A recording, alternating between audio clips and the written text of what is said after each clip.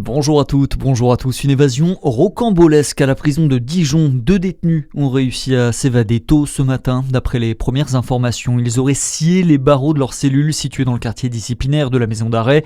L'un des 2 évadés serait membre de la DZ Mafia, une organisation criminelle connue pour trafic de drogue. Le syndicat FO Justice déplore cette évasion et rappelle qu'il alarme depuis plusieurs mois sur la dégradation des conditions de sécurité à la prison de Dijon. La police à Besançon évoque des faits d'une extrême gravité. 5 adolescents de 15 à 17 ans ont été mis en examen suite à une série d'agressions à caractère homophobe.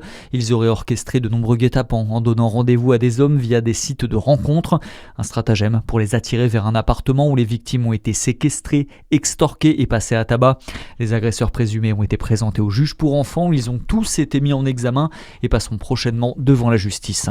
Le ministre des Petites et Moyennes Entreprises, attendu de pied ferme dans le Jura. Demain, Serge Papin sera à Rinthot. Une visite officielle dans les locaux de Smoby Toys, le premier fabricant de jouets en France. Un déplacement qui survient un mois avant Noël et surtout quelques jours après la médaille d'argent décrochée par le groupe jurassien qui s'est illustré pour la durabilité de ses jouets.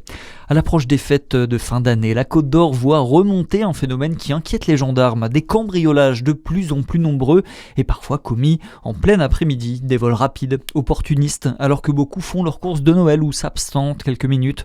Manal El Maïba, pourquoi cette recrudescence et quel bon réflexe à adopter ? Depuis plusieurs semaines, les gendarmes de Côte d'Or constatent une hausse marquée des cambriolages, souvent en pleine journée, avec un pic entre 17h et 21h. Les auteurs profitent de la moindre absence, même très courte, pour forcer une porte ou une fenêtre. À l'approche des fêtes, les malfaiteurs savent que les foyers stockent cadeaux, électroménagers ou enveloppes pour les étrennes, autant d'occasions pour agir vite.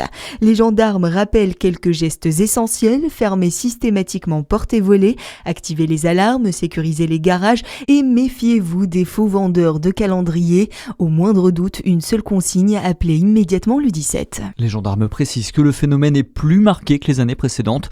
Ils restent mobilisés tout au long des fêtes et invitent chacun à redoubler de vigilance. Dans le reste de l'actualité, le nouveau service militaire volontaire, il doit être dévoilé aujourd'hui par Emmanuel Macron dans le cadre de sa visite au sein de la 27e brigade d'infanterie de montagne à Vars, en Isère.